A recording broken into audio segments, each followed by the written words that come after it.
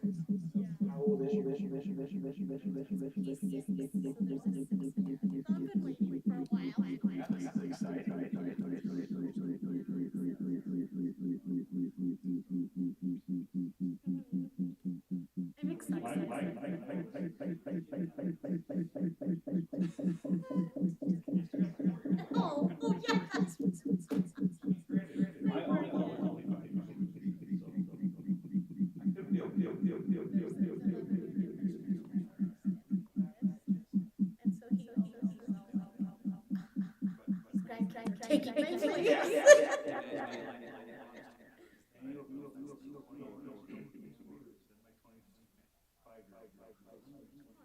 See, those are people to give you credit.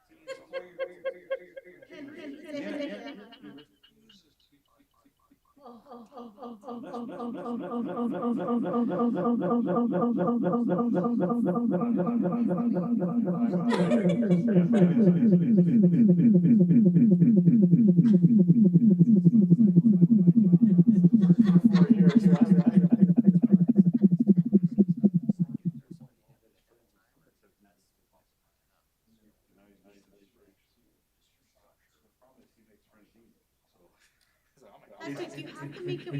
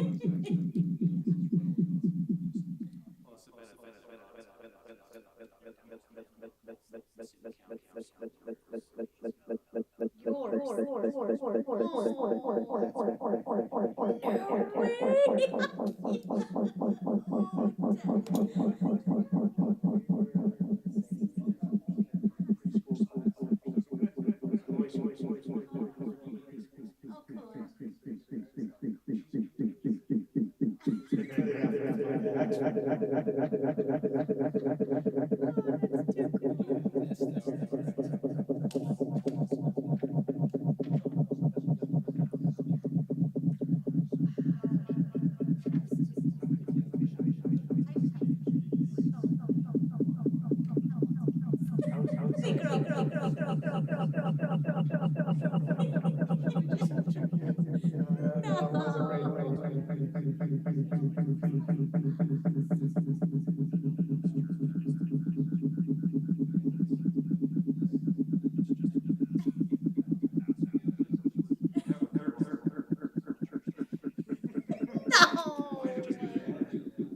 don't know. They might the first two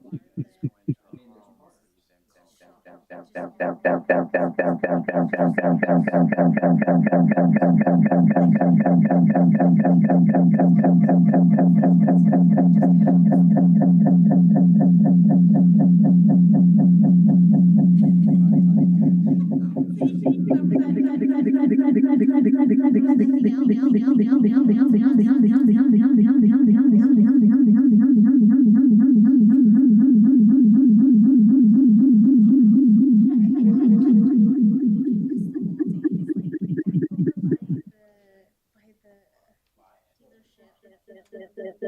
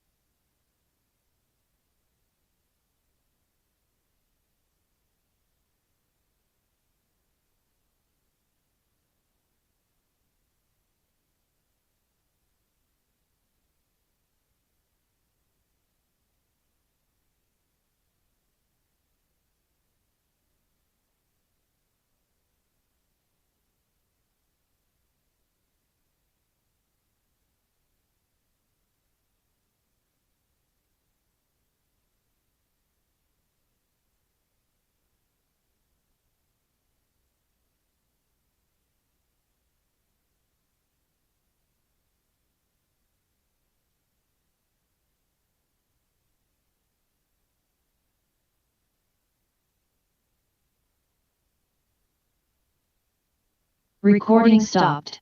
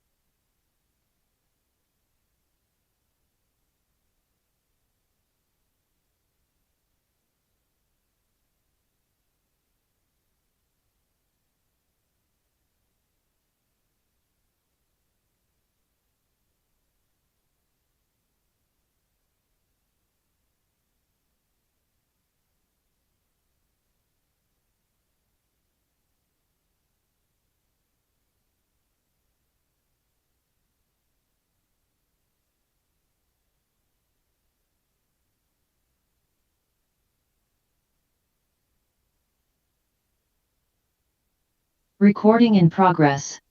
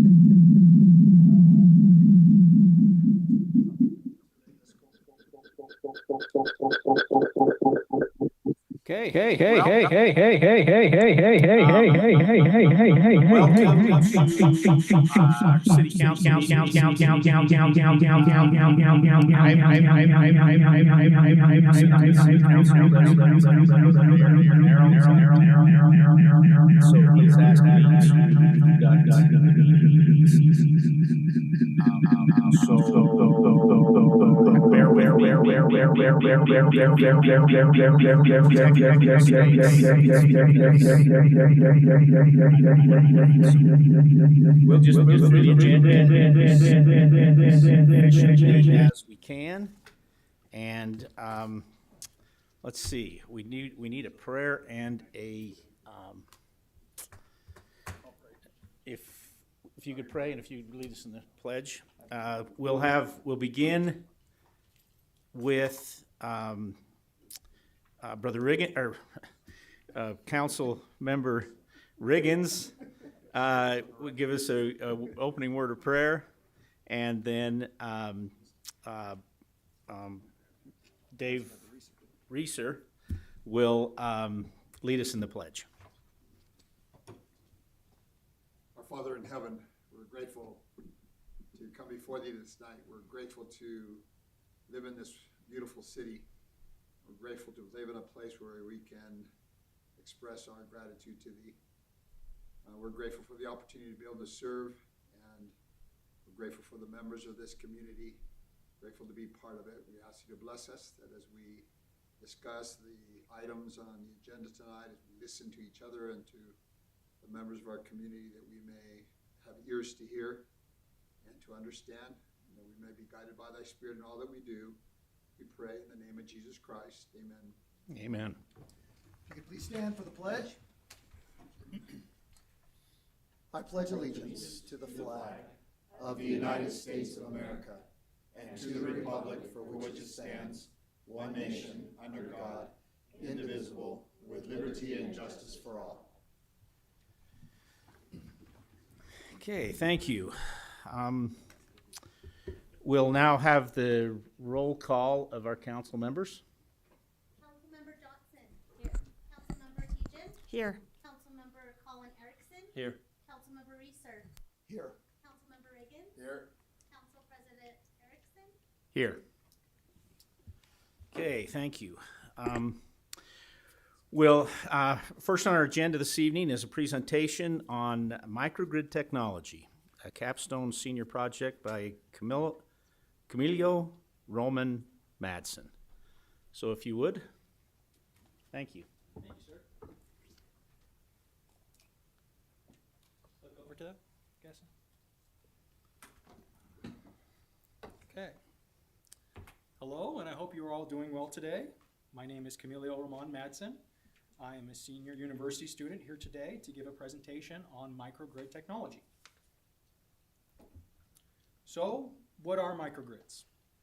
Microgrids are a form of technology that allows those that utilize them to store and access electricity as needed. They consist of power generation, energy storage, and the various parts of the microgrid that control the system. Utilizing locally generated energy, microgrids power their local communities when access to main power grid energy becomes limited or disrupted. There are off-grid, remote, grid-connected, and network-nested microgrids. Off-grid remote microgrids lack infrastructural support from a larger grid. Grid-connected microgrids can connect or disconnect from the primary grid, and network-nested microgrids are a system of geographically distributed microgrids networked together, otherwise known as a microgrid web. Applications range from rural stability and life-saving access to power, all the way to national defense and combat effectiveness. Microgrids integrate renewable energy sources into new or existing energy systems. Microgrids vary in size based on the specific needs, from powering a single home all the way up to powering whole towns and parts of major metropolitan cities. Microgrids have a variety of situational applications. The cost of microgrids on average tends to be $2 to $5 million per megawatt, depending on location, size, and complexity of the microgrid installation. Figure 3 illustrates the percentage of costs broken down of microgrid installation. Microgrid benefits include energy resilience, energy reliability, energy security, integration of renewable energy, energy cost savings, efficiency of energy usage, voltage and frequency stability, decentralization of power generation, grid support / stabilization, as well as remote applications and environmental benefits. There is evidence that microgrid neighborhoods have more reliable power, lower costs, zero greenhouse gas emissions, improved air quality, the ability to level power demands on the grid, and have a positive net electricity production. An instance that needs further investigation is the economic advantages that are provided by microgrids. For instance, microgrids reduce energy costs and optimize financial performance through peak shaving and load shifting, which can reduce demand charges that allows for taking advantage of lower energy prices during off-peak hours. Microgrids also create jobs simply by existing, and in turn attract businesses that want the benefits of having a microgrid within the community. Typically, microgrids function best when most infrastructural pieces are closer together.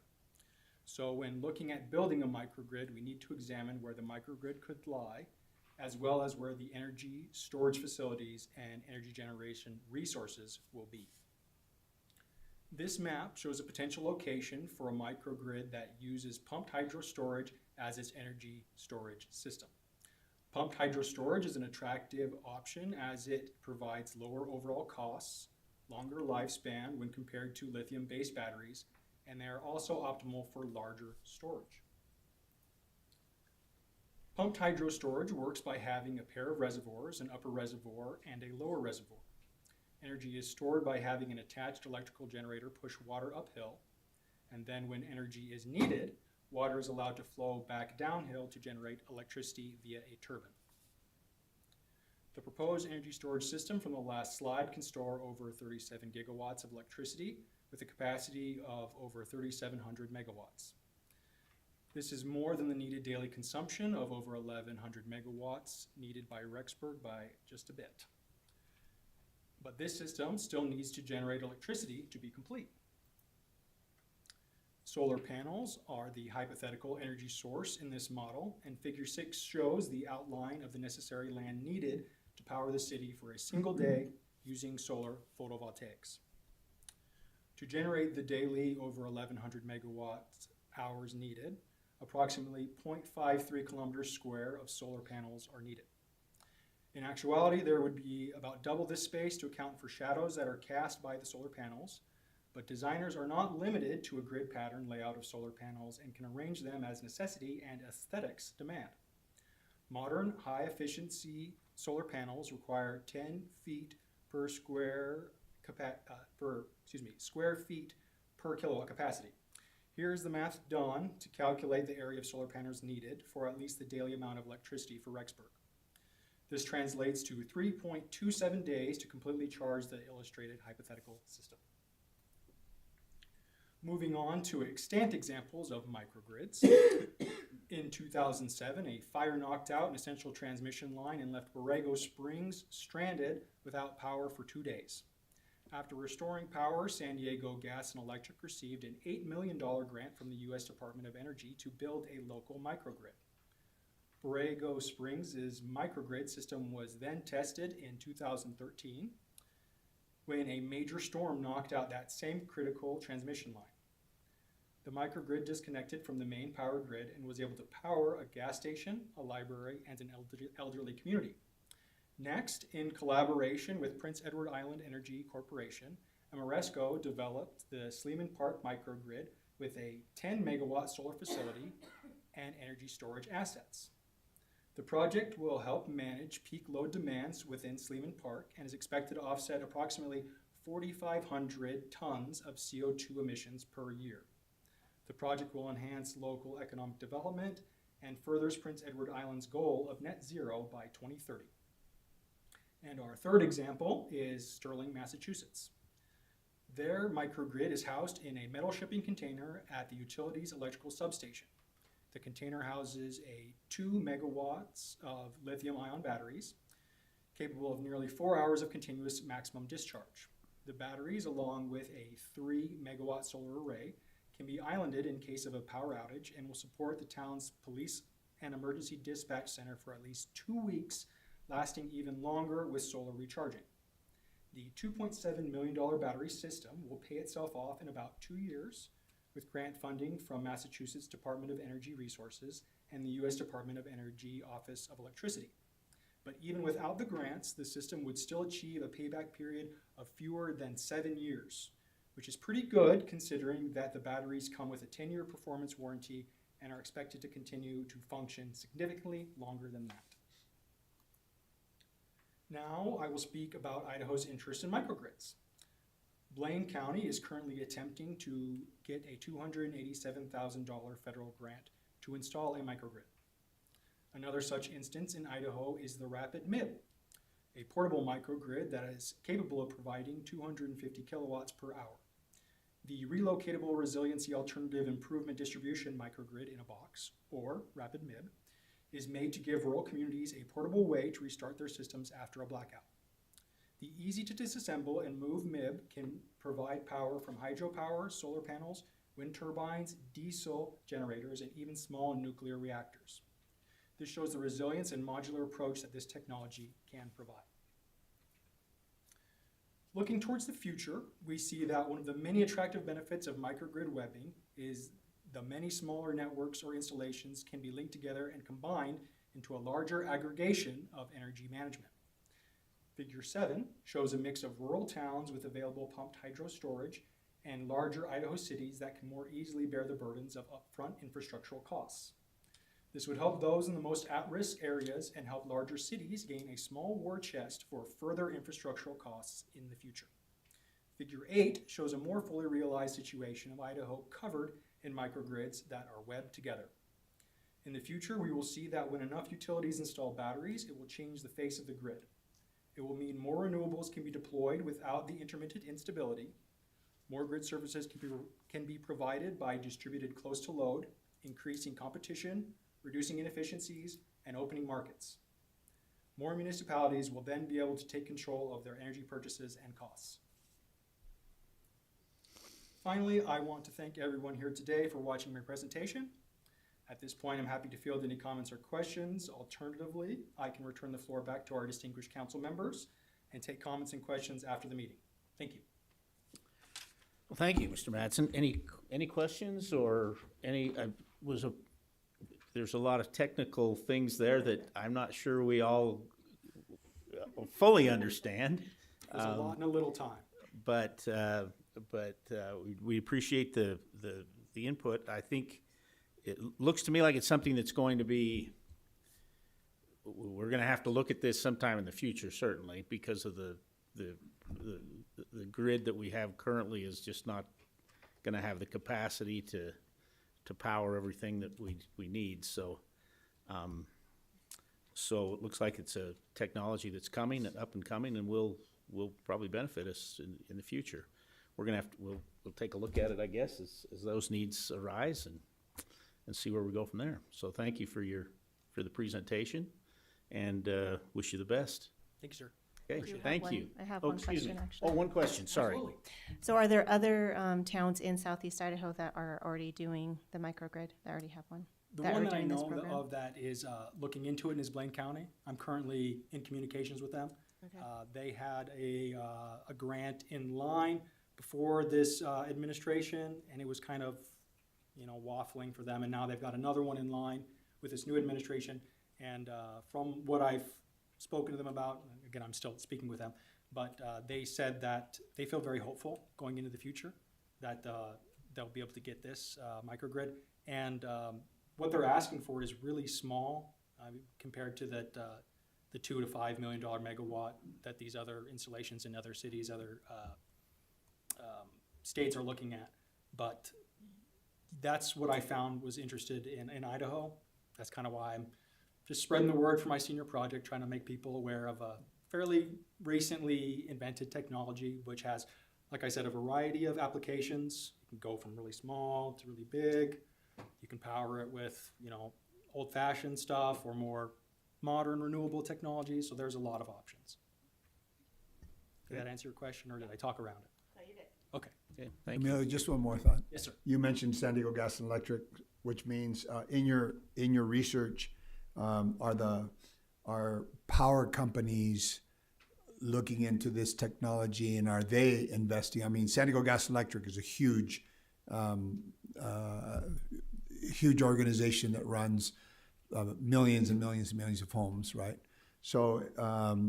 So, if, from what it sounded like in Borrego Springs, then they invested to do it. So, do you see power companies throughout the United States? Do you see them looking to this type of this power source so that to control their costs? I would say if they want to save money, it's not necessarily of making money so much as a matter of saving money. Load shifting, shaving energy costs. So if they want to look towards investing in their long-term financial stability and success, I would say microgrids are an excellent thing to invest in. Okay, thank you. Great. Thank you. Any other questions? Okay. Well, thank you, Mr. Madsen. Appreciate that. Thank you. Thank you.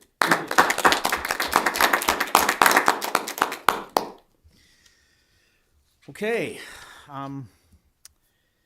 Item number 5, time for public comment. If there is anyone, this is for items that are not on the agenda this evening.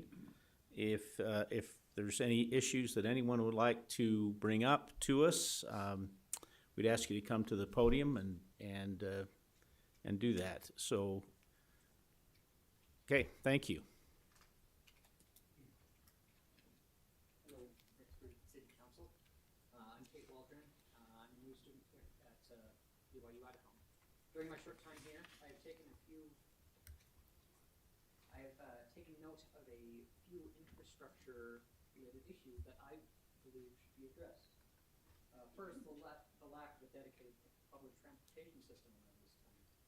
While many of the distances might be considered walkable for many, for someone like me with a disability, that just isn't possible.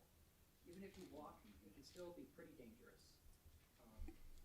And although there are some buses around town, they are very limited in their routes, and they can only be used by residents of certain apartments. 2 or 3 small bus routes could do wonders for this town. Second of all, I believe the traffic infrastructure around the campus needs to be improved. While there are many crosswalks around campus, they operate on a wheeled system, meaning that it can be very difficult for drivers to tell when to stop or go. Even though pedestrians will always have right of way on the crosswalk, some crosswalks have such high flow of foot traffic that if pedestrians always had right of way, the cars would be stuck there for minutes. And in that case, it would be wise for a hawk light to be installed so that there is an adequate amount of time between car and foot traffic. Also, some intersections around campus, I believe, could use a stoplight, most notably the intersection on South First West and West Fourth South. While both of those might cost money, everything costs money. I believe that these would all be very worthwhile investments, especially given the rate at which the school is growing. In addition, I believe that the school, given that they are the primary beneficiary of this, could be persuaded to pitch in some funds. By making these investments, the town will ensure the safety and convenience of citizens and students alike for many years to come. Thank you for hearing my proposal. Thank you. Excuse me, I didn't have you give us your name and address, sorry. Kate Waldron. I live at What's the building you live in? Autumn Williams 1, apartment 10. Okay, great, thank you. Tell me again the intersection that you were concerned about. South First West and West Fourth South. It's the one right. Yeah, the eye center. There's a lot of cars there. oh, okay. Okay. Pedestrian traffic and So it's the one just east of the roundabout. Okay, yeah, especially during events. That's a tough intersection. Okay, well, thank you. We appreciate that. We'll take that into consideration. Excuse me, one more question. If you stick around long enough, you'll see that that our city engineers are working on many of the things that you just mentioned. Keith will later on be presenting the fact that on 7th South, they're going to be putting a light in just below the temple, right as you're going down that hill, and so that'll be presented. But we appreciate your willingness to one to look around to see what the needs are, and 2 to be here and present to us. Thank you. Thank you. Okay, next on the agenda, committee reports. So if we could, we'll just start down here with Councilmember Riggins. If you'd like to give us reports on your committees. Yeah, thank you. First of all, may I just say something about Founders Day, the Founders Day celebration. Hats off to the Ladles. I would propose that we somehow, some way, we we honor them for what they did, the organization of just the structure, everything that they did to have that this past weekend. Also, hats off to Jules and to Jed Platt for their amazing work, their planning, and so on. I personally would like to express my gratitude to Alicia, to Council Woman teaching for spending many hours there with me on Saturday, and then last of all, would love to thank Mariana Gonzalez for all that she did to make that for successful from our perspective. From this, we had a table, and so thank you very much for that, and so I want to do that. Jed, there now our focus is on Flood 50, right? So full power ahead, full force ahead. They're trying to get, and really, Jed has so much of it, so well organized. And Alicia, I don't know if you're going to say more about it, but so much of it is so well organized already. It's really about getting the message out to not just to our community, but to people who lived here 50 years ago, people who play a part in this. So we're excited about that coming up. Urban renewal, we had a meeting today. We adopted the annual report, and then approved the audit for 2020, our fiscal year 2026 audit, and then discussed the feasibility study for the proposed West Highway District, west side of Highway 20. But good things are happening. Great. Okay. Thank you. Councilmember Reeser. Yeah, I just want to echo Founders Day. I didn't need to go because I wasn't on the committee, but I went anyway. Did a great job. It was really a lot of fun. So I enjoyed it. A lot of flashbacks from junior high school, going down there into the old cafeteria and stuff too. So it was a lot of fun. As far as the committees go, I haven't had any meetings with any of those specific committees, though I do appreciate that we've got those scheduled for next year's budgeting. So I look forward to going to those meetings and seeing how the budgeting is going to go. But other than that, Okay, great, thank you. For my part, MEPI did meet. The essence of the meeting was we reviewed a number of projects. You're gonna have to help me. That were proposed for I'm trying to think of the name of the program. Yeah, business competition. I can't remember the name of it, but anyway, it's a competition where we had about a dozen businesses that proposed submitted proposals, and there were some very good proposals. We whittled it down to 6 in the MEPI meeting, and then, as I understand, I left town after that meeting. I think they had the final competition, and I don't know who.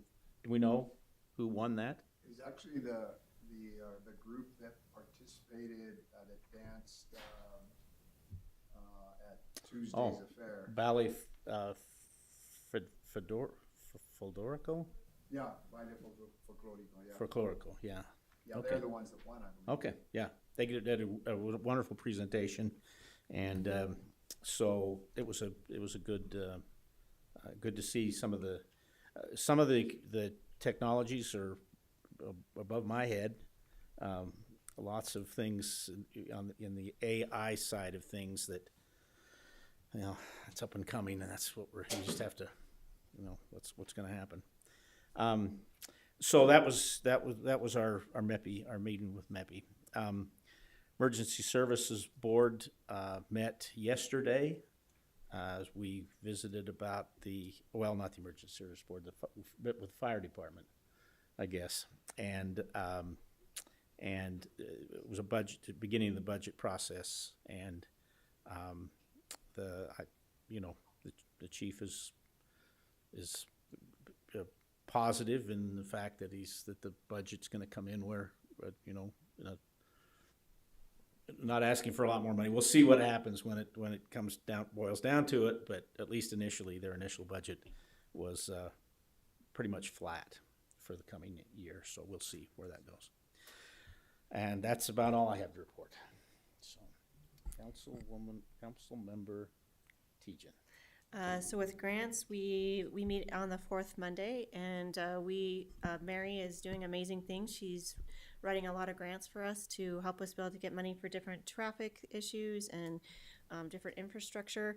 We're also applying for a grant that may help us be able to fix some of the short portion of the trails out at the nature park, as well as get a grant that will help us be able to purchase 250 America 250 flag display. It has over 250 flags that we hope to be able to display from July 4th through 6th. So kind of excited about that.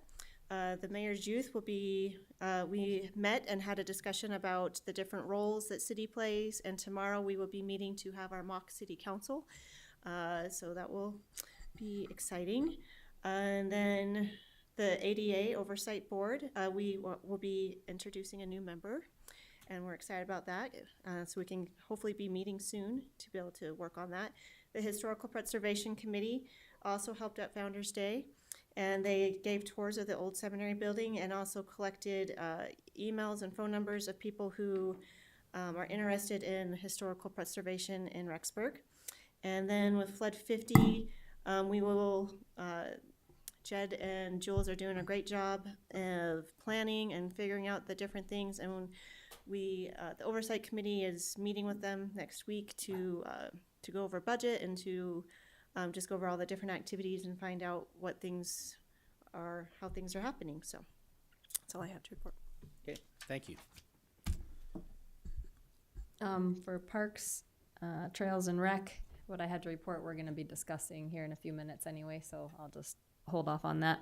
Okay. And then I did wanna mention that our LID committee, met again.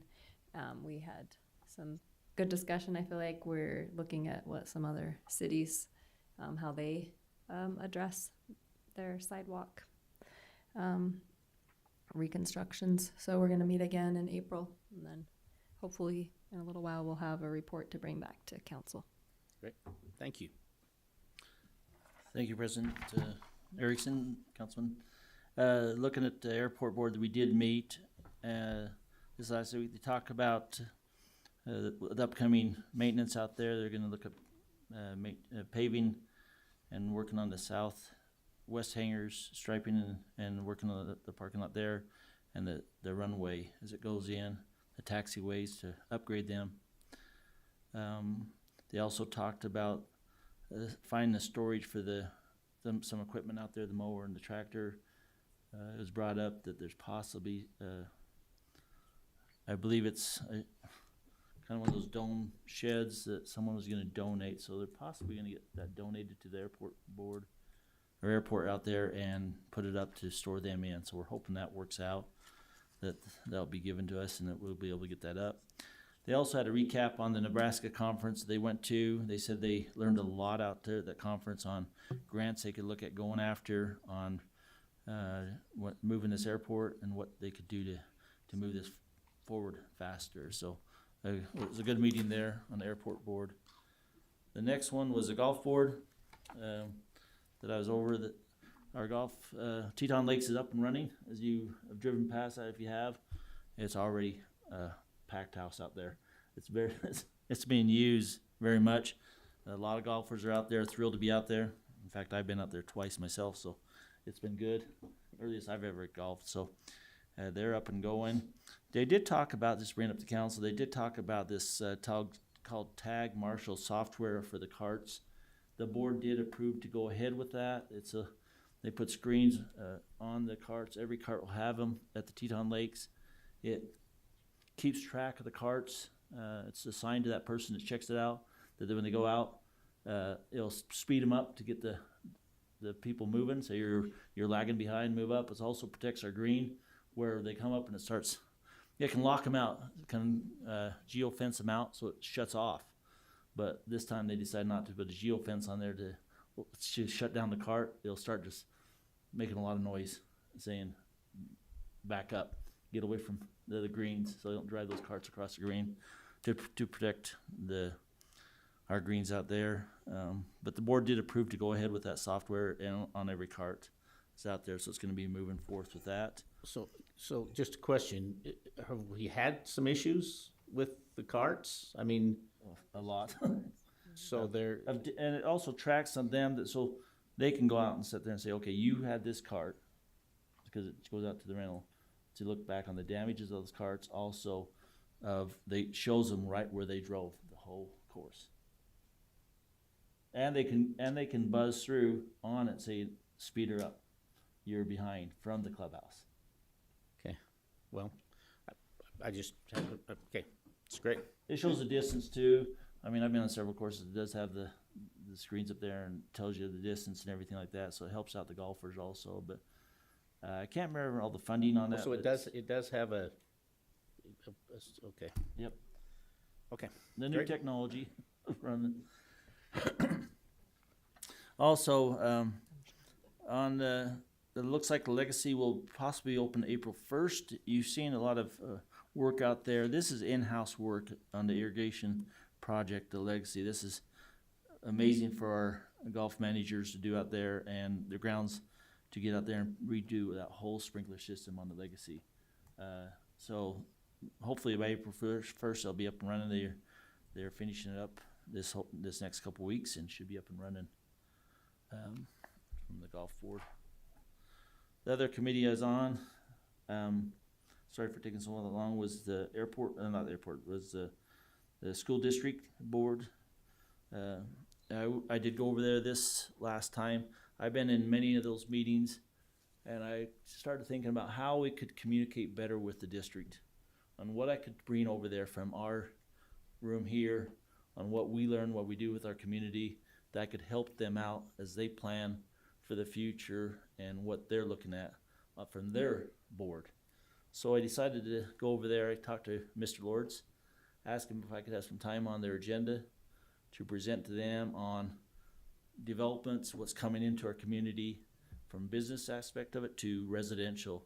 And I reported back to them, and they were very much in favor of me doing that every time, which I said I could maybe do it every quarter, but they're going to have me do it more often than less. So they liked me trying to break down that helping out with that communication and break down those walls or those barriers that they find out after the fact. What about this or what about that?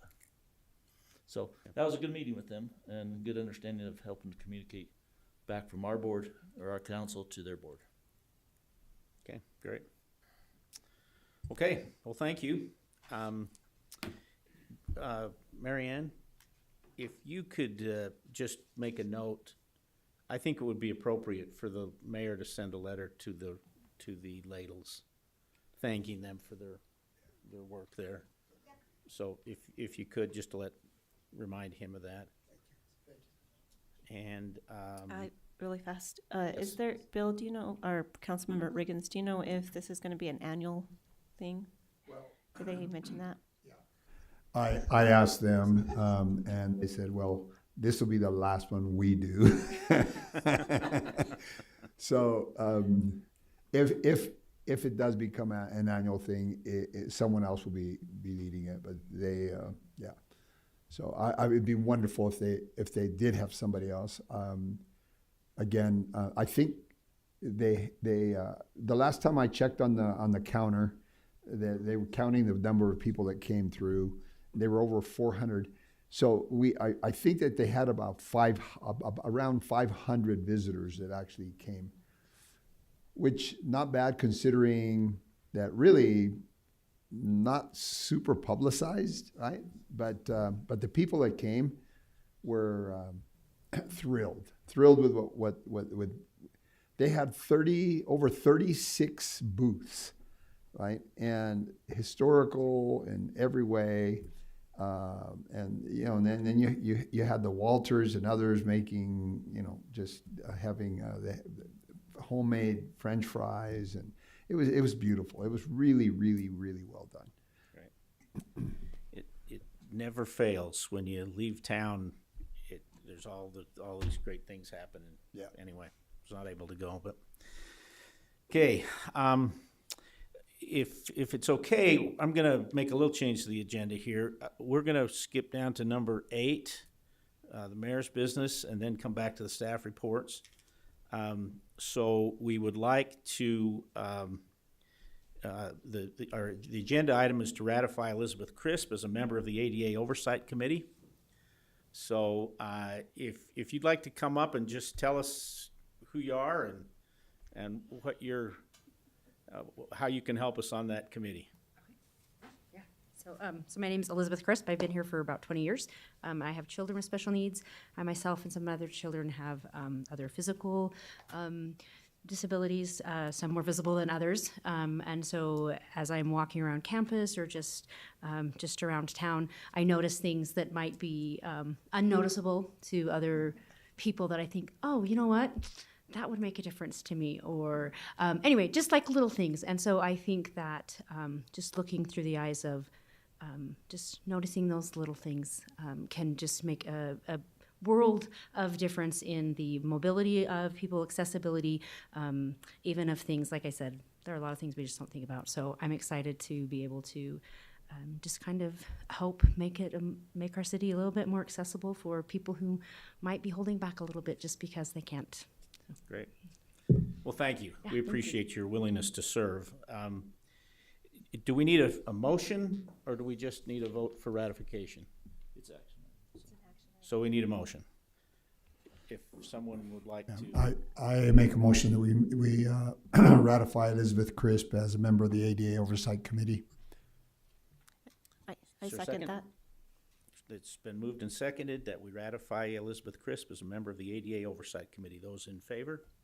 Aye. Any opposed? Okay, Thank you. thank you. And we could excuse you for now. That's why I wanted to skip, if you didn't want to stick around for some of the other mundane things that we're taking care of. So thank you for being with us, and thank you for serving. Okay, staff reports. So let's, Matt, finance first, if you'd like to work us through some things. Want to come up, Teresa? Back up. I'll let you come to whatever one you want. So this is Teresa Flannery that does our audit. So she's going to hit the first one. Thank you.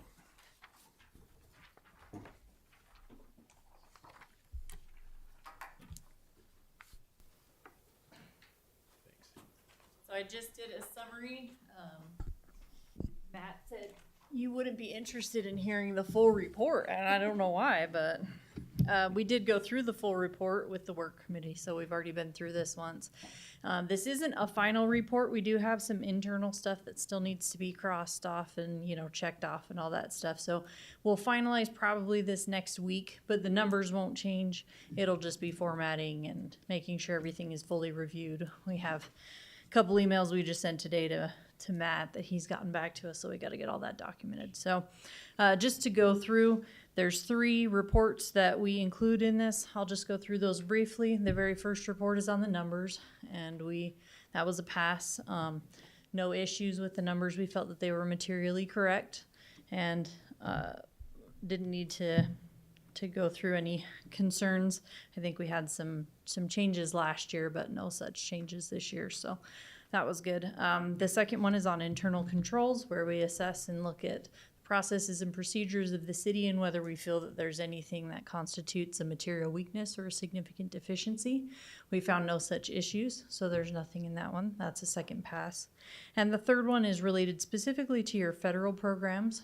We had to select one for testing under single audit requirements, and so we tested that one, and we had no issues with the testing that was performed there. That was $2 million, I believe, of your federal funding. Hold on, let me flip to the right page. Total federal funding for the year, 3.1 million, and the amount that we tested, 2.2 million. So a significant portion of that federal funding was tested with no issues noted on the testing. So 3 passes. So that's the report in in a nutshell, all good things. And then this little comparison that I put together, I just wanted to go through some of your bigger balances. You used to get this a couple years ago, and then when I took over, I didn't even know it existed. So Matt made me aware this year, and I just updated that for you guys.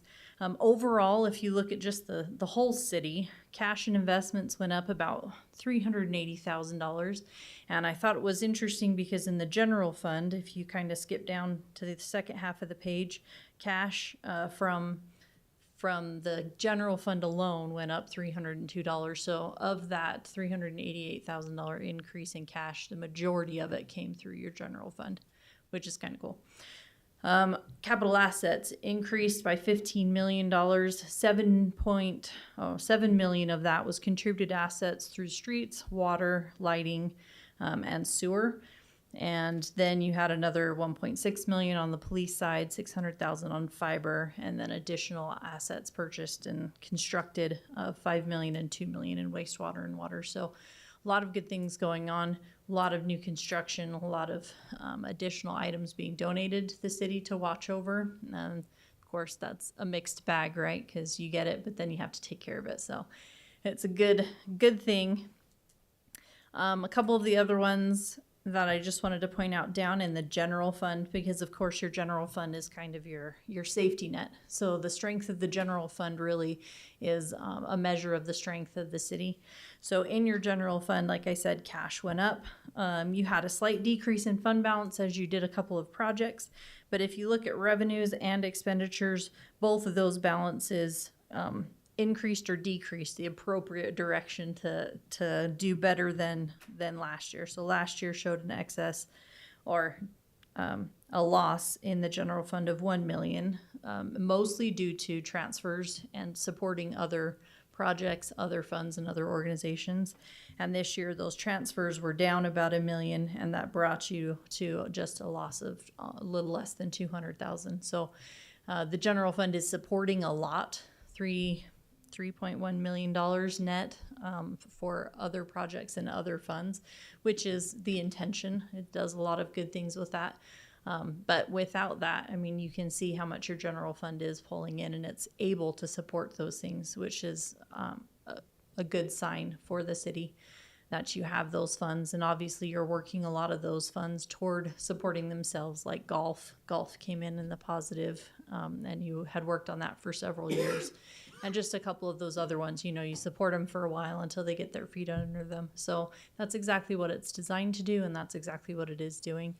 And the other thing that I wanted to point out, not part of this sheet, is just one of the things that I mentioned to the work committee as we were looking over the financials is the city works very hard to look forward, which is great, and it's important. And so I wanted to commend your city management team for doing that, because when you look forward to next year, that's good. But when you look forward 5, 10, even 15 years in the future, that's where you're going to be able to find your cost benefit and your efficiencies, so that you can put in the infrastructure now that you're going to need for later, so that you can look at cost savings now that you're going to need for later. So that forward view that your management team has is really important. And as an auditor, it's one of the best things that I see when I see a city or a government looking forward that far. I know that they're going to be strong because their eyes are open and they're aware. So I wanted to commend your management team. Thank you for the opportunity to audit this year. And that's all I had. Any questions? Any questions?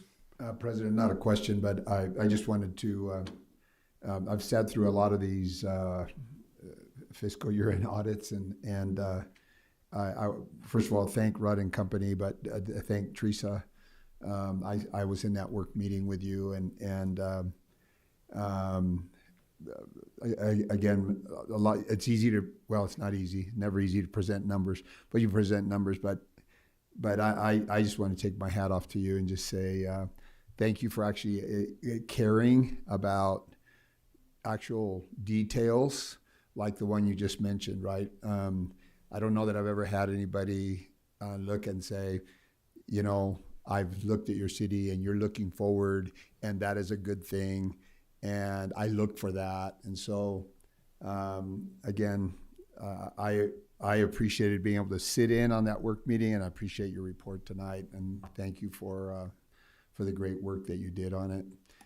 But again, putting your heart into it, which was, I think we can't pay for that. Cities and governments are my favorite, so.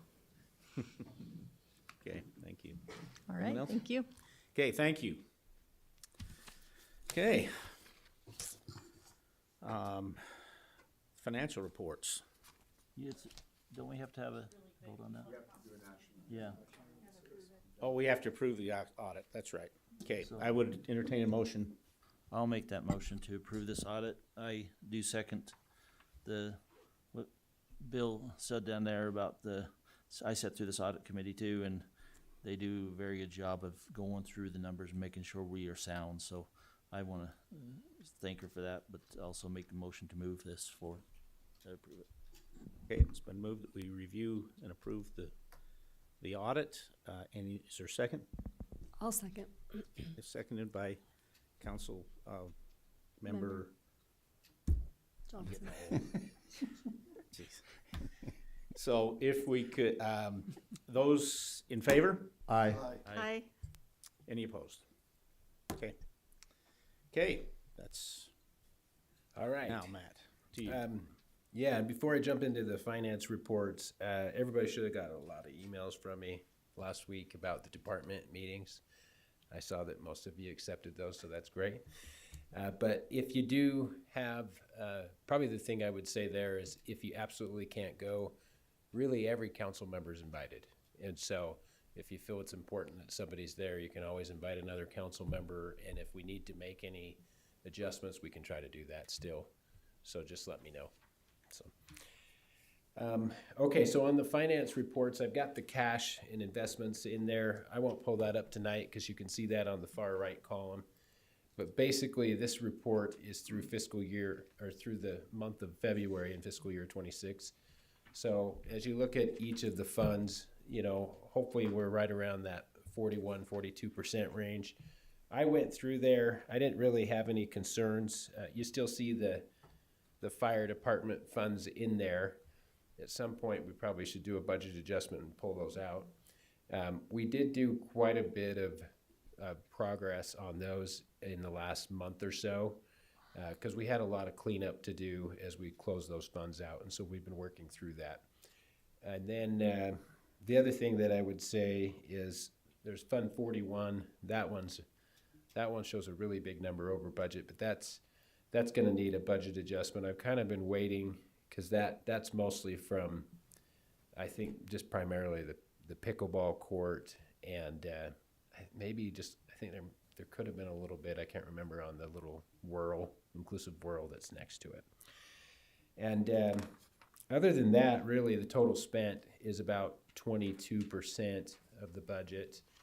And then you're looking at about the 48 million for all funds, respective funds for cash and investment, reserves, etc.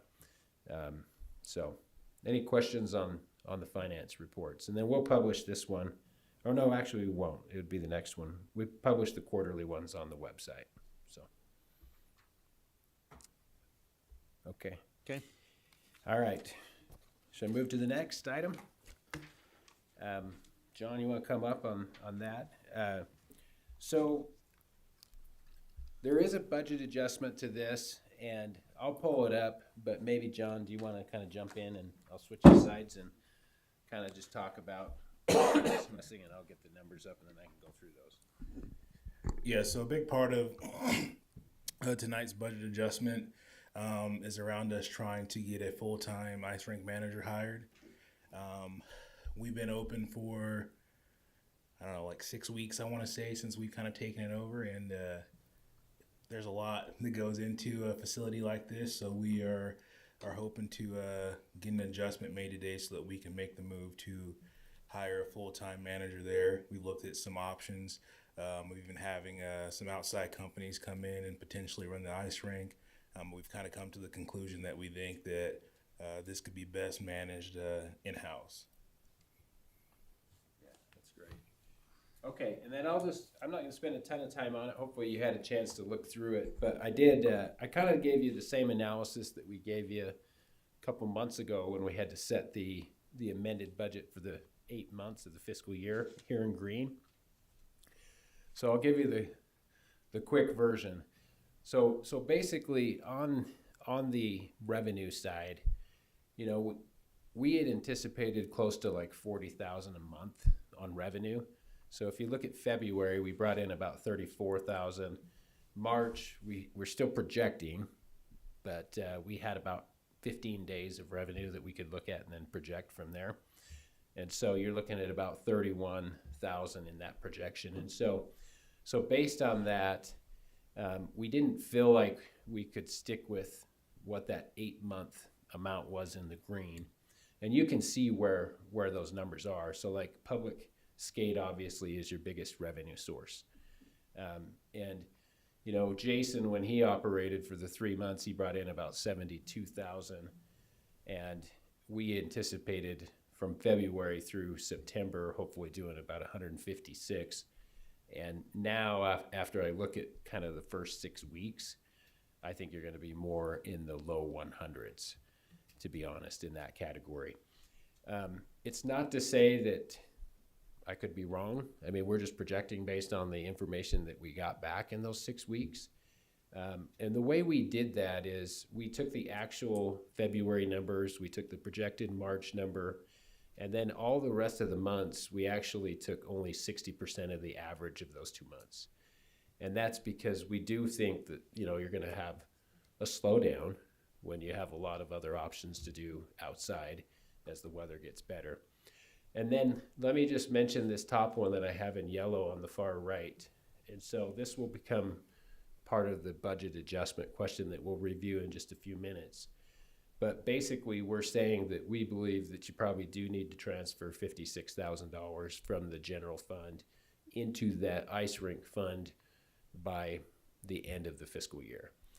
And then let me jump in the expenses real quick. So as you look at the expenses here, we originally had put 36,000 in the salaries, but we also anticipated like Parker to be 50% of his wage for that 8-month period, but we also anticipated quite a bit of wage from an individual at the golf course. Well, what we found is that individual is just really working part-time at the ice rink. And so when they work, their hours are just showing up in the part-time wages, and they just log their hours as they come. And so what I looked at is I said, if we were to go out and hire a full-time person, we looked at, you know, what we think the market would allow us to hire somebody at. And then I just put in the projection of what that would cost from April 15th through September. And we think we would need about 34,000 in wages for salaries. You can see that part-time wages I raised a little bit from the 8-month projection. I went from like 58 to 63,000 roughly. And then of course the other ones, you know, the other ones were pretty consistent, to be honest. The one that maybe shocked us the most, or surprised us the most, I should say, is actually down here. It was the hired work. Where is it? It's the top one. So hired work, we'd only put about 4,000 in there, but as we kind of went through the process to transition over, we started finding out about all of these contracts to manage the equipment that runs the ice rink. So the cooler, the condenser that was going to go online. And so you can see that once we did that, that was about $15,000 almost that we spent. And that's for the whole rest of the year. It's for the year period. But it's a lot of expense to keep those things up to date and maintained. And we felt like we needed to have the expertise to do that. We don't know how to run those systems. And then the other one that I probably should mention, supplies up here. You know, we're thinking we're going to need quite a bit more there. And what that is there was just a lot of stuff that still needed to be purchased to run the ice rink. So if you think about, like, they bought some things like some bocce ball things that people can do on the ice. Those were like $3,000 something dollars. We had to buy some additional skates that was around $1,000. And then as you get to the end of this report, there's a couple of capital items that we just didn't anticipate. So like a floor scrubber. So what they found is we need a machine to actually clean the facility. And so that's about $5,000, for example. And so some of this stuff is just because of startup cost, right? That we had to kind of pay for to get this thing going. So anyways, if you look at the bottom line, what I'm projecting here, and John has went through this with me, is a total expense of about $268, which means that you're really going to probably have an operating loss of probably around $45,000. And so it kind of gives you an idea of where I think we would end up by the end of the fiscal year. So that's a lot. Any questions on that report before we jump into a budget adjustment? Matt, just as, looking at all this, I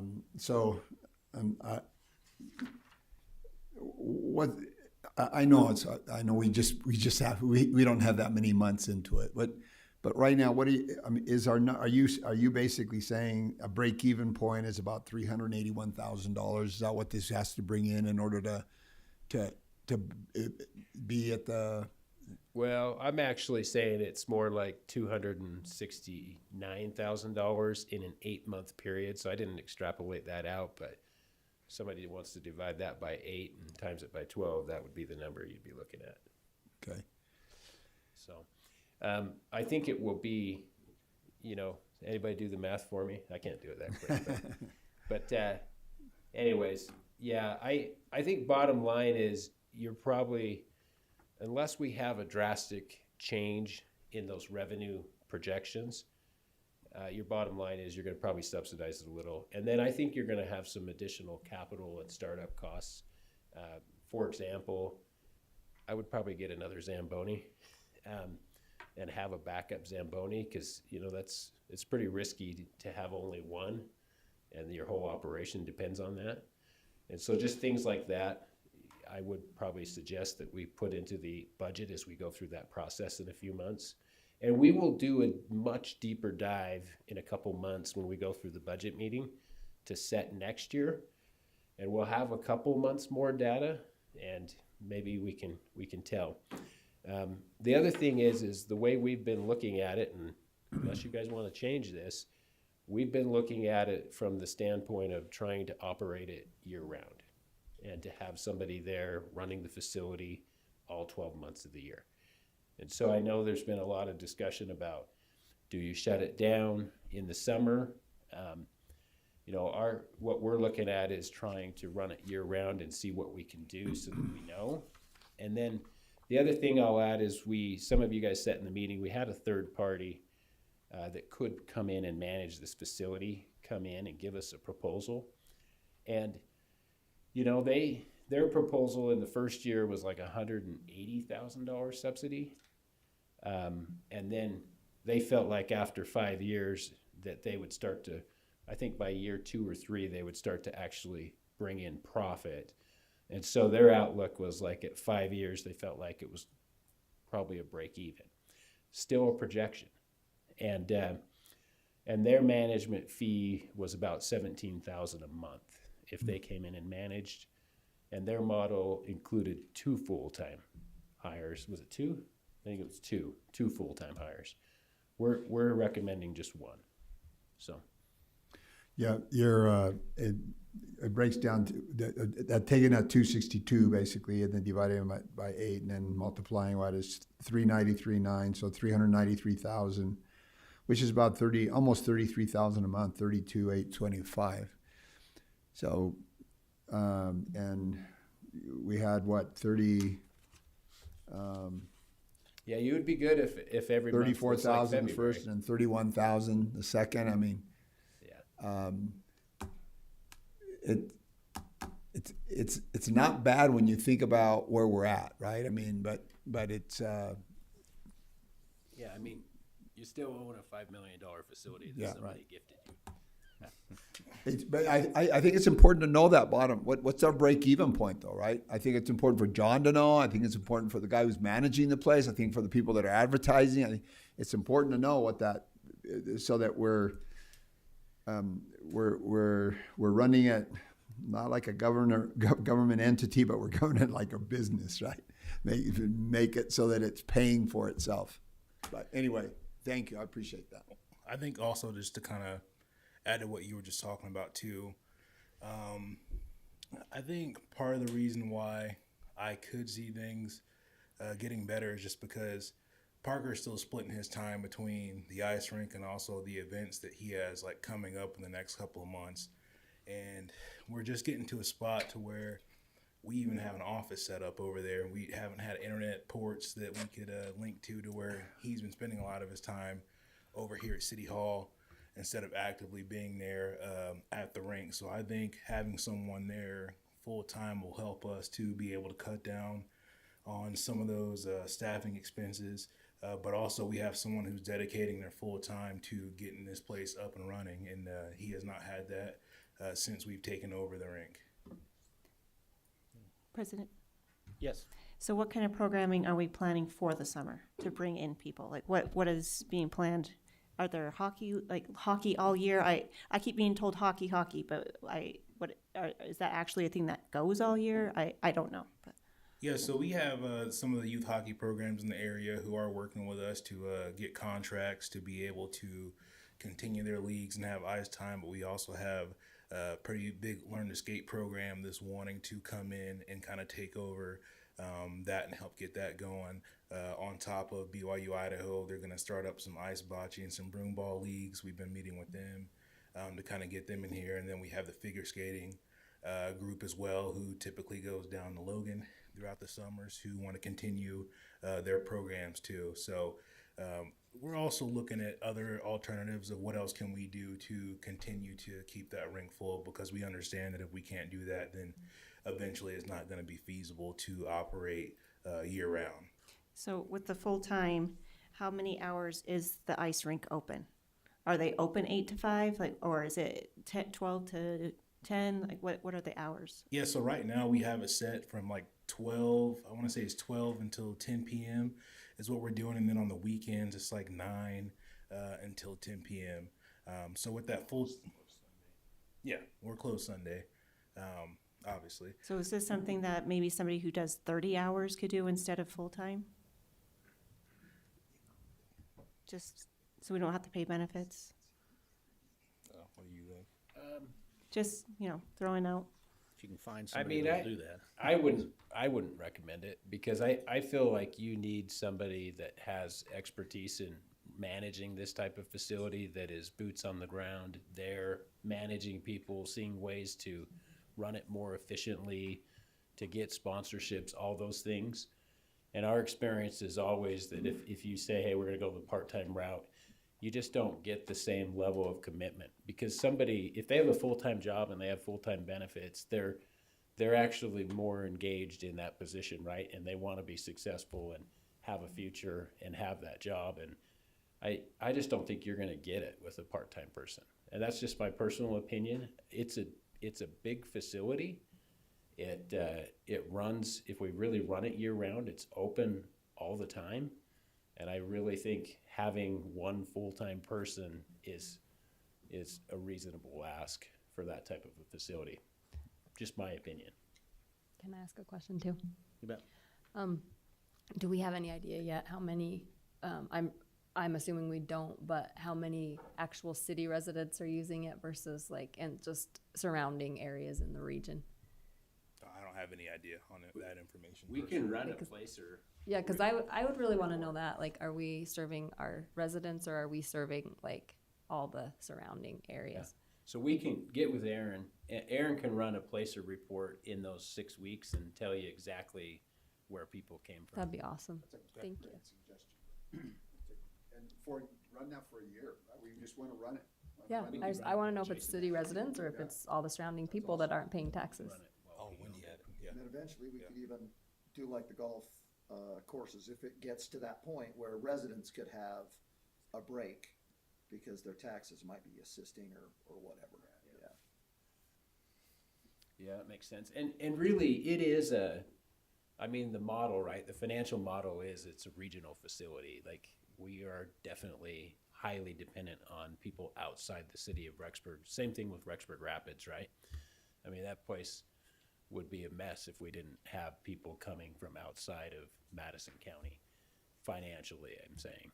Yeah, I just don't want to subsidize something that our residents aren't actually using, so I'd be interested to see that. Yeah, just run a place.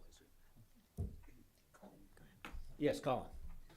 Just a couple questions. Have we done any research out there on other entities that run in year round where it drops off in the summer? What does their number say? Like from Logan, all these other ones that are around in the close states, to say, okay, how much do you drop off? What percentage do you drop off in summer, to really see if it's feasible to have it open all year round? I mean, I'd love to keep this facility open year round to provide this, but how far does it drop? Or does it drop? Or does it go up? I'd like to see that just by, a couple phone calls and kind of come up with some stats on that to look at. Yeah, so I personally haven't looked at any other facilities like that, but I can definitely make some phone calls and get some information for you and the council that I can share with you guys and report back on the next time. And isn't Idaho Falls, don't they close it in the summer? So I would, Just closed last week. yeah, so Yeah. I'd love to know why and They how it mainly came to close that because they conclusion. don't have a dehumidifier. Yeah, we That have is been their- told that. Okay. That is their main facility reason. just can't pump it. Yeah, and they run pickleball in there afterwards. Could you bring up the screen that we were looking at before? So the 33,000 for salaries, is that for the 6 months from April 1st to October 1st that they would be making? It's from April 15th through September, but then there's about 6,000 that's So about already. 6 months? There's about 6,000 that's already happened as well, right? Okay, Paid in right. February, March. So Okay. we're talking, 27,000 from April 15th through the end of September? Is that like, I don't do the math either. Is that a pretty high hourly? Like, what's the hourly? It's about 60,000 a year, to give you an idea. Is that competitive or is that high? That seems high for some of our city staff. It's actually pretty low. No, For city For staff. somebody Well, that ran. I think she means compared to other Compared cities. to other city staff. Well, we compared it against that position, right? So Terry went out and looked at multiple ice rinks, and originally they actually felt like it should be a little higher or a higher grade. And when we did our research, we actually lowered the grade. We came back with a 16 grade, and that's like a step 7. So if you think about that, it's 7 of 41 steps on a grade 16. So it kind of gives you an idea of where they're at on the scale. But actually, no, I think it's pretty in the market, if you will. One more question. Yes.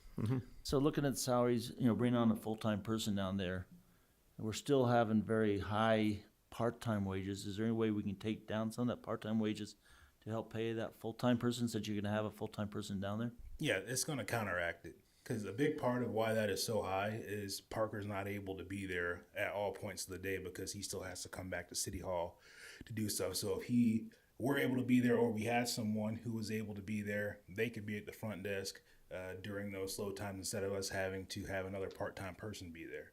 So we possibly could lower down the part-time wages, be able to save it. We don't know now. I mean, there's so much unknown on this. Yeah. I mean, we're just always just estimating and guessing because it's so new, but. Well, and I actually did lower it. And so I went to either 80 or 85% of what we've spent so far going forward with a full-time person. And that's already in that number. Because if you look at the first 2 months, we spent almost $10,000 a month. And so 8 months, that'd be like 80,000. And so I've already lowered it with that thought. So how many part-time people do we staff over there? Like, how many employees are we looking at? So currently, I would say, I don't know the exact number, because Parker's hired some more people, but I want to say we probably had anywhere close to maybe 10 part-time, including a couple who are solely dedicated to doing the Zamboni, because that is a pretty specialized position in itself. So is that like running concessions? Like, can you kind of help us understand why there's? Yeah, can I just, have you been there yet? So, I have, but so you need at least 2 people working your skates, yeah, right? And then one's gonna be sharpening, another one's gonna be passing out, and you have people working the concession stand. And when it's busy, if you don't have at least 2 people in there working the concession stand, that's gonna be disastrous, right? So there's 4, right? And then you've got people out on the floor. Yeah, and none of them are there the entire day. They're all college students right. who are currently there, so they're working shifts and bits and pieces and wherever they can fit it into their schedule. Right. Okay. Something else? Real quick, how many do you think are on staff at any given time? Typically at least 2 that we have. When we get a little bit busier, it'll be closer to maybe about 3 or 4. But my idea for this manager is to be able to have them there more during those peak hours so that we can counteract having to have that additional part-time staff in the building to where, you know, they're helping to kind of cut some of those costs. And we want to have someone who's directly involved with everything too, I think is a big thing to consider as well. And then I'm also guessing that if this were to move forward and you're looking to hire a full-time person, that their first responsibility would be to handle let's get the hockey leagues up and running, let's talk to the figure skaters, that kind of thing. Is that, because that's kind of what I would envision, not somebody to just slip in and pick up where it is already, but somebody who's really going to try and do everything possible to expand this and get more programming and get more things going on. Is that what you envision? That's 100% the goal there. Okay. I want someone who's going to take off with it, and I want to find someone who has experience doing something like this so that we can really get it off of the ground. Because over the last month or the last 6 weeks of us kind of running it, I think it's kind of become a little bit apparent in some situations that we're very green in certain areas of it. And I want to try to get someone in here who has experience so that we can, get to a good place as soon as possible. Okay, that sounds, and just curious because that's kind of the way I would see it too. Okay. Yes. I have some things I'd like to discuss, but are we going to move to the next page? Should I wait until we look at the budget adjustment? Yeah, you want me to show that, the budget adjustment? And then Yeah, just one comment. I think the reality of this is that this is new. We haven't had hockey. We haven't had figure skating. This is new to the community, and it will take some time to build programs that will make this pay for itself. Now, we need to make the commitment whether we're going to support it or not. And I think we've got to give it some time. I don't think we can. I don't like the idea of us. We're going to hire somebody that's going to manage this for us. It's not our role to micromanage, to come in there and we're going to give him the responsibility to make it work and to go out and develop programs, because it's going to take some time to do that. So anyway, that's just my 2 cents. I think it's an issue that it's going to take us a little bit of time to work through this, and it's going to cost us some money. I'm sorry, but it is. And so anyway, to our budget adjustment. Can I comment on that really quickly? Yes. To that effect, I felt like I tried to explain that in January. I tried to say, that this is something that is going to take more money, and I felt like I got shut down a lot, that no, this is going to be fine. We got a $5 million facility, and we have to, and so I just want to point out that was kind of put forward in January, that we might need a full-time person, we needed stuff for maintenance, we needed all these things. And so I'm still on board to go until October, but come October, I think we really need to dig into it and see if it's worth being open during the summer, because we just don't have that in our general fund. We've been told over and over and over the last month that our general fund, we just don't have that to be able to carry and to subsidize something else. So I think that we need to take a really hard look come October if we do pass this. Thank you. Okay. So before I actually go through all of this, so remember, we're saying that we need to transfer in of $56,000 from the general fund. but we're not actually asking for the full 56,000 in this budget adjustment. So we looked at a couple areas, and I approached John, and he felt good about this. But if you think about the race director's position before the ice rink, they were 100% in the general fund, subsidized by general fund dollars, right?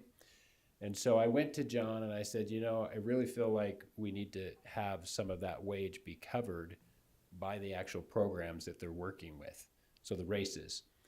And so as you look at this on the screen, I know it doesn't show up great, but this is the Teton Dam Marathon. And as you look at this top number, like this is 2024, you can see that they actually had a profit of like $15,000 in 24 for that program. And I'm just talking about direct revenues and expenses here.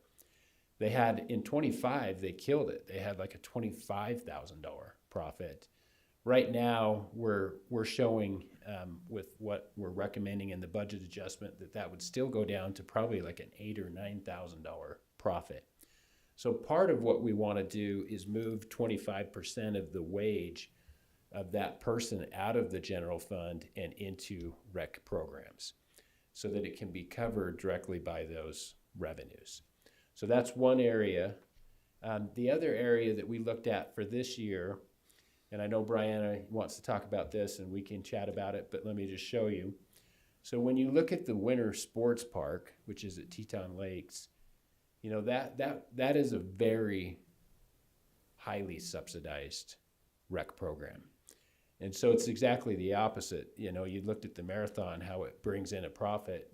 This one, 2024, it lost $18,000 in direct expense and revenue netted. Last year, it lost $9,000. And if you recall, last year was a terrible year for, you know, being able to have a consistent winter sports park. This year, even worse. I think we groomed twice, and I don't think anybody skied and rented a ski this year. And you can see this year, we're going to subsidize it about $3,800.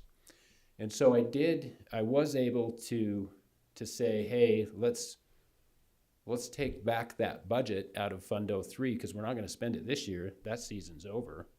They had as you look at the total budget, they were actually going to be slated to be subsidized $18,000 this year. And so I pulled some money out of that as well. And then one of the thoughts was, do we consider actually not running that in the future and actually bring the skis over to the ice rink and let people just rent them there? Because you already have that sunk cost. People are already there. The space is there. And the fact is that most of the time people aren't using our groomed course anyways because it's so inconsistent. So if they could rent skis and actually go to a course or a groomed trail, maybe they take them up to Harriman, wherever, we could actually show people where these groomed trails are and try to get people to rent. So just those are just some thoughts that you can further discuss. Let me show you the budget adjustment. So basically, as I went through, I added for the floor scrubber, I added a little bit for part-time wages. Here's the big one. I added a transfer out of the general fund for $56,000 to subsidize the ice rink. And then what I did is I actually also added, let's see, whoops, I'm trying to read this. So then you can see that we also had the Teton Dam Marathon salaries and benefits. So that's what I was talking about, right? We were going to take some money there. And I know these numbers are difficult to kind of understand, but these are the right budget numbers. But basically, the essence of what I'm asking for this budget adjustment is that $40,500 net after all of these things I just discussed comes from the general fund to subsidize the ice rink. And then And that gets us through September? just through September. Okay. That's it. And then we'll, of course, go through this whole process for next fiscal year. So I'm not going to go through every single one of these line items, but if you have a question on one, I can. But I just basically explained kind of the gist of the budget adjustment. So $40,000 would essentially come from your fund balance reserve in the general fund to subsidize the ice rink. And then the rest is coming by us reducing expenses either in between the two funds, right? Or revenues between the two funds, between 03 rec programs or 01, those wages for that position that I said we would move to 03. Does that make sense? Okay. You bet. Yes. Councilmember Johnson. Thank you. Okay, so the first thing I'd like to say is that here's an example of an advisory committee that works really well. Like the Golf Advisory Board works really well. We interact with the residents that have been appointed to that board, and then they make a recommendation to us, and then we get input from residents. My dream is that our rec and trails and parks committee becomes a functioning advisory board. And so something like deciding whether to take the skis from the winter park and put them in a different place, but that would first come through an advisory board where we have residents that give input on that. So that's what I'd really like to see happen instead of just city staff making that decision. And I know that we have had some really bad years of snow. And if that kept going, then I understand that we would really, really have to look at whether we can keep doing that. But when we have a good snow year, that winter park is an opportunity for residents of all ages to go out there and get exercise and be in the fresh air. We don't have a lot of things to do outside in the fresh air in the winter. And if you move all the skis, I mean, I don't see very many people that are gonna rent skis at the ice rink, drive them to our groomed course, which, by the way, we did hire an employee, and we said that one of their roles was going to be to groom that course. So, I mean, we've been planning for this. And so I just really don't want to move the skis yet. And we invested in those burly carriers for children. Those can't be transported back and forth. We have youth groups that come and use that when we have snow. And that's going to make it so that they can't do what they do right now. And we're a family community. And so I understand we've been gifted this ice rink. That's awesome. I'm all about rec. I am fine trying it, but not by pulling from other things that residents enjoy. So if we could just hold off on the idea of moving the skis, I would just be so happy about that. If we could just take that off, we could use our advisory committee. We could wait and see if we get a snow year. And so I just really like to wait for that. Go ahead. So as I understand it, for the budget adjustment that we're talking about here, you're just moving money that we didn't use this year, right? Yep. To get us through to September. So in the budgeting process is where we'll need to address. That's right. Yeah, it's written in the wording down there, so I wanted it to be made very clear that like that's not the plan yet. Yeah, right. This is what you did to make for this year to get us through to September because. Yeah, and I know it didn't matter this year. We can strike that sentence. Yeah. And honestly, you can go to the rec board before May and ask that question and know by May. Yeah, so just take it off for now. I'd be so happy. Yeah, so we'll just cross that out. Okay. And great. then the other thing, just so it's not misunderstood. It's really easy. We're not saying don't groom the trail. Right. So hopefully that didn't come across like, hey, we're going to stop grooming the trail. We're just saying it's really expensive to operate and rent those skis there versus when you already have people doing it at the other place. And so it's just something to consider. What would we do with the pro shop then if we moved the cross-country skis out? He's got his thing. Pro shop's a restaurant. He's got a simulator In there? Okay. Yeah, so I know we put a lot of money into the pro shop, so that's why I just wanted. But we put a lot of money into those skis too. Right. Pro shop's open. They have a simulator there now that they put up. Okay. And then they still sell their inventory. Okay. I just wanted to clarify that. Thanks. Yeah, sorry. I just have one more thing to say about it. We did put a lot of money into those skis. And so if you stick them over there, people are not, I mean, we have the ORC that people have rented skis from for a long time. I mean, maybe I'm naive, but I just don't see a lot of residents driving over there, renting those skis, driving back, especially if they have children and things. So I feel like we should consider that we spent money on the skis too. And we don't want them to just sit over there at the ice rink. Yeah, and maybe one consideration is that you just do it by reservation. So groups rent and come. And then you're not just having multiple people just sit there for hours and hours and nobody shows. Just some things to consider. And those are great suggestions to take to the advisory. Yes, yeah, So, I'd love that. great. Okay, perfect. Okay, Okay, any other questions? any other questions? We're looking for whatever your decision is. No? Okay, well, if there are no other questions, I would entertain a motion to approve this budget adjustment. I'll make a motion that we approve the budget adjustment request, and with what has been said, we're going to strike out the plan to rent cross-country skis at the ice skating rink. We'll scratch that out. Was there anything else in there? No, I think that was it. So motions made that the budget adjustment be as it had been presented. Great. Is there a second to that motion? I'll second. It's been moved and seconded that we approve this budget adjustment. Those, all in favor? Aye. Any opposed? Great. Okay. Thank you. Okay, thank you, Matt. Mr. Davidson.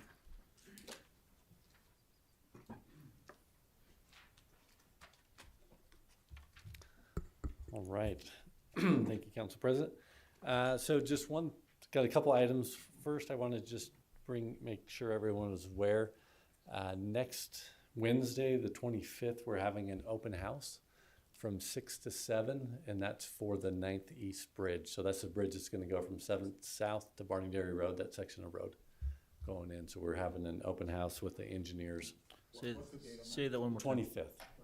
Yep, March 25th from 6 to 7 here in the City Council chambers. And the purpose for that open house is to gather informational? Just informational, gather information. They're posting to the properties right around that, so they can come in, ask questions. Is that in the council chambers? Yeah. And yeah. it's open to the public? Huh? Okay. Yep. So, yeah, so just informational on that. Keith, are we going to just? I talked to you about this, right? So I just side joke, you guys, but can we just make sure that we personally invite, however it might be, whether it's by email, whether it's by just, especially the neighbors that are going to be in that area, let them know that we're going to be having this open house. Can we just do that? Yeah, the engineers Thank you. are pushing out letters, Thank you. and they're putting out notices on it, so. Thank you. Yep. Okay. Sorry, one more question. Keith, yeah. just for my benefit, what does that look like pushing out notices? Is that I've never been notified. Does that mean like a note on the door? Is Similar that like to something in the what mail? we do when we have a zone change or something like that, where they look at the properties right around that the construction happened. So really Quail Hollow, that neighborhood will be notified. We said they needed to be notified. And then also the properties on the north side over there by 7th North. So is that like just like mail, email, note on the door? I think they were going around doing doors. Okay, all right, thanks. So. Yep. Just in case residents ask, you know. Yeah. Yep. What's that? I mean, most of the people out there aren't actually city residents, they're county out there, so they're outside of our city limits on that, but we are notifying them. Okay, so my first item that I need council's approval on is this is with the Idaho Transportation Department, and this is for a professional service agreement. So with ITD, or LTAC is who we got the grant through, and this is for the signal that's going in on 7th South and Center Street. And so this is to enter into an agreement with Civil Science. They're the engineering company that will be doing kind of the construction management and oversight on the engineering side. And that's a contract with just over $83,000. So we're just seeking council's approval. This is primarily funded through that LTAC grant. Okay, great. when would, assuming this is approved, and when would that construction begin? Construction start, so they're looking at end of July into August on that construction window. Okay. Okay, great. One question. Yes. This is completed by 10/31. Yeah, please try to get it done before the college comes back and not have that street Yeah, blocked we've off. talked with them about it, and that, I think that's just, they'll have substantial completion done before then, but. Great. Okay, any further discussion on this? Steve, this is the 83,094. Yep. And was that within what we had talked about before? Yeah, so that's all within that LTAC budget, and then we've already paid our proportionate share, that 7.3%. Okay, great. Well, if no further discussion, I'd entertain a motion to approve this. Is this a budget adjustment? I guess it is. Yeah, it's Not a just budget, just no, an agreement to enter Approval into of the the service contract. agreement. Yep. Okay, I'll make that motion to approve, to accept and go into contract for 83,000. What was it? 94. 94. okay. Is there a second? I'll second. Second by Councilmember Johnson. All in favor? Aye. Aye. Aye. Any opposed? Okay, Okay, the second item is just seeking council approval on our dates for the spring cleanup. So we're looking at April 6th to April 27th on that. So that's similar to what we do each year on that as far as the dates go. Is that like picking up the branches, putting, Yep. is that also when they do the hazardous waste, or is that through that's the county? That's through the county, and I don't know the dates on that. So Just curious on that spring cleanup, how often do they go around? So generally, we try and follow the garbage truck for the 90-gallon bins, and so we're just going around and then trying to pick up on those. Okay, so Times. roughly the same day that you would get your garbage Yeah. picked up? Okay, good to know, because that's during spring break, so guess who's gonna be doing a whole lot of cleaning up around the house? Yeah, and generally we at the end, right, and then we'll just go through and canvass the neighborhood to see if we've missed anything. okay. And that'll go out in the newsletter Yeah. this month, so everybody knows. And I just continue to push every avenue out there for our citizens to understand that's our cleanup time. It's a great opportunity to use that service, and sometimes, I mean, even afterwards, they say, well, we didn't know what's happening. So every avenue we can use to push out to the public would be great. Especially after these windstorms. There's quite a few branches that came down. Yeah, and trees. Yes. Yeah, I like that calling. Okay, any further discussion? Would entertain a motion to approve the spring cleanup dates. I'll make a motion that we approve the spring cleanup dates, April 6th to April 27th. Moved by Councilmember Johnson. Is there a second? I'll second. Second by Councilmember Tejan. All in favor? Aye. Any opposed? Okay, All right, thank you. thank you. Okay. Alan.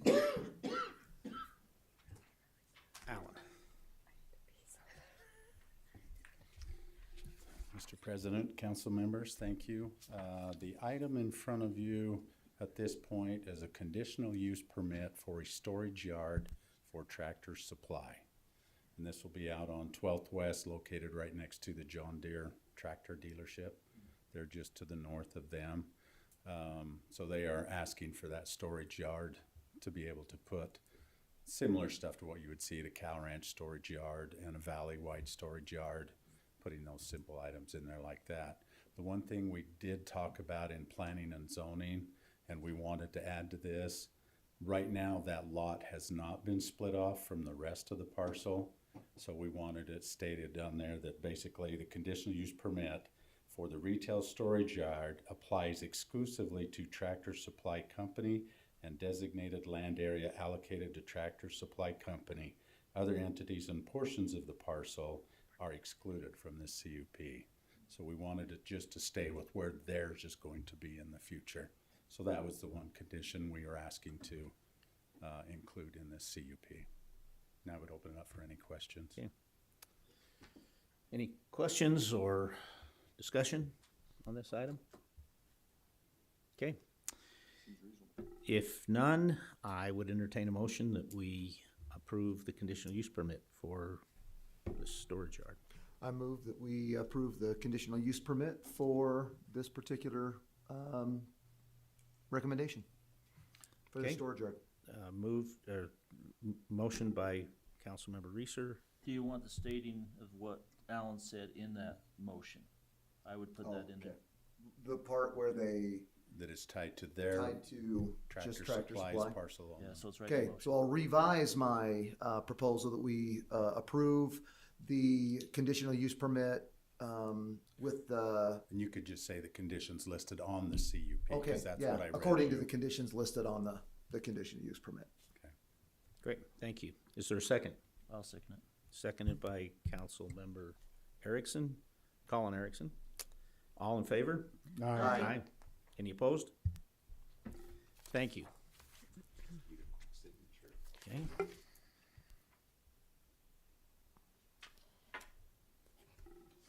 Okay, thank you. Okay, next item on the, we have no second readings of bills. We have two third readings. The first is ordinance number 1344, annexation and rezone of approximately 1600 North, 2nd East into the city of Rexburg. Any discussion on this third reading? Any concerns? I would entertain a motion to, that we, on this item. I'll make a motion we accept the third reading of ordinance number 1344, annexation and rezone of 1600 North, 2nd East. Okay, motion by Council Member Reeser, Riggins. or Riggins. Is there a second? I'll second it. Second by Council Member Colin Erickson. All in favor? Aye. Any opposed? Okay, thank you. Ordinance number 1345, creation of local improvement district 55, LID 55. Any further discussion on this item? If not, I would entertain a motion. I'll make that motion to approve ordinance number 1345. Moved by Councilmember Colin Erickson. Is there a second? I'll second. Second by Councilmember Reeser. All in favor? Aye. All opposed? No. Okay, thank you. That's the third, both those ordinances are third read, and they'll move forward. The consent calendar, reading of the approval of the minutes and approval of paying the bills. I would entertain a motion. I'll make a motion that we approve the consent calendar and pay our bills. Motion made by Councilmember Johnson. Is there a second? I'll second that. Second by Councilmember Riggins. Riggins. All in favor? Aye. Aye. Any opposed? Okay, thank you. President, I had just one. Yes. We just wanted to inform you that we're in the process right now of annexation of the basic American property. One of the things we have to do is notify you that that process has started. So Yeah, we're you're getting gonna ready have for that to one. get up to speed on what that implies. It's a lot of land and a lot of buildings. Yeah, and how much of that we take on? Let's call it a notification, but then let's not go into detail just because it's not. Nothing's listed. Okay. Again, we'll have that on the agenda and we'll have that Okay. discussion. Yes. Okay, thank you. Okay. Thank you. Yes, please, yes, any further? You can further go, items? Jared, but I just want Sorry. to, I don't know if everybody's aware that Deborah lost her husband. Oh, That passed away I failed this- to mention that, I'm This last week, and our Just- thoughts and prayers go out to her. When is it? Just Like yesterday? morning. 2 days ago? Yeah, so our thoughts and prayers go out to her and on her loss, so just so everybody knows that. Yeah. Yeah, thank you, appreciate that. Okay. With any other further items or discussion? Seeing none, we are adjourned.